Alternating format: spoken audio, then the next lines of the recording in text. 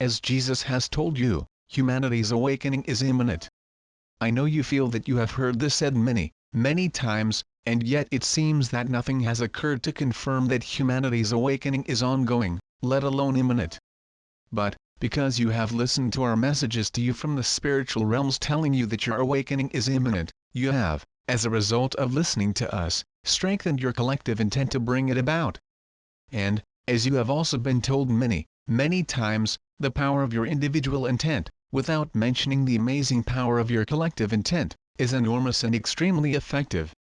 You are awakening humanity. Yes, each one of you holding the intent is making it happen. As so many channels have told you already, it is your intent that is making it happen. We, of course, support you in every moment, but you make it happen. You all made the courageous choice to incarnate during these end times to assist in this momentous event and ensure that it happened. And it will. You are the collective. You do not have even a slight awareness of the vast numbers of you who chose to incarnate at this enormously important moment in the illusory dream of separation that God's Son chose to build and experience so many eons ago.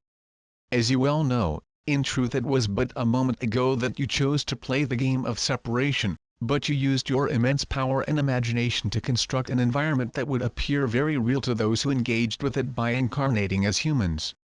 And thus it appears, bringing intense suffering to many, but with the constant hope being maintained that things would improve, that life would become easier, less stressful, and that eventually peace would arise and that all on earth, without exception, would be provided for abundantly. Well, that moment draws nigh because your collective intent has, particularly over the last 5 or 6 decades, been coming more and more into alignment. Previously, for eons as you measure time on earth, you bought wholeheartedly into the belief that you were each separate beings, separate from God whom you imagined as an infinitely powerful being watching over your every thought, word, and action, and judging you harshly whenever you failed to live up to the standards that you imagined He demanded of you. But, God is love. He never judges, because love is unconditionally accepting of every member of God's divine family, because that is the nature of love.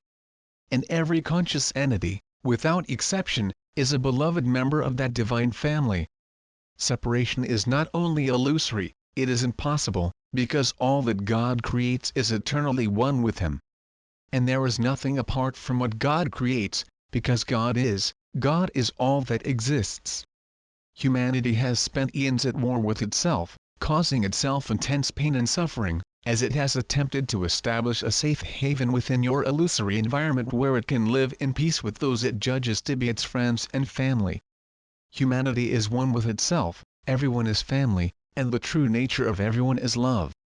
You have been told this many, many times, and yet you choose separation by judging most others as unacceptable or enemies because of their supposed differences from you. You see all those weird people out there who are obviously unacceptable to the God that you worship, and who you therefore believe must be at least avoided and kept away from your loved ones, or, better still, labeled as terrorists and destroyed. Those you judge and wish to destroy are other members of God's one divine family. And, of course, many of them view you through the same massively distorted lens that is your sense of perception. This game that you have been playing has become unconscionable because it has reached the stage where those who still wish to play it have only one motive, namely to destroy all whom they judge to be evil. And of course the word evil really only means different. And separation is a state in which you see everyone except yourself as different. You have a saying, keep your friends close, and your enemies closer. The reason being that you can trust no one. And this attitude is the absolute insanity with which the illusion presents you, because it has succeeded in convincing you that you are separate from one another. And, of course, you are not. What you share, give, project, impose, or in any way do to another you do to yourselves. When you are in a loving relationship with anyone, intimate partner, family member, close friend, you see all that is admirable about yourselves reflected back to you as you look into their eyes and find acceptance and love there. When you are in a relationship of conflict, you see all that you despise and that disgusts you about yourselves but which is denied and very deeply buried reflected back to you.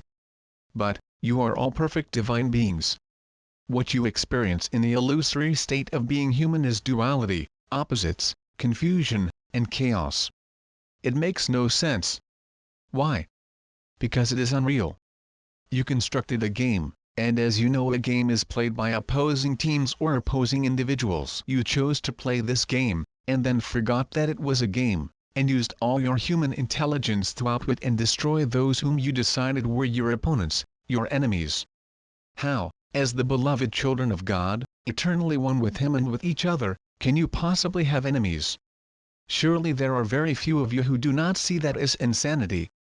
Therefore, go within daily, connect with the love that resides there, open your hearts fully and allow and accept what it offers you in every moment of your eternal existence.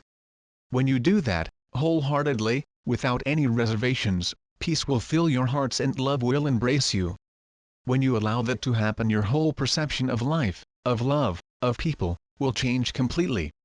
You will see only love in others, Christ consciousness, your true and eternal nature shining forth and reflected back to you.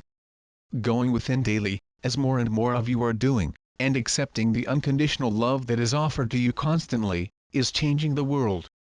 As you surf the web, and seek out the alternate news sites that report on the wonderful events that are occurring as a result of people engaging with and operating from their true nature, you will see that the changes for which you have all been hoping and praying are happening.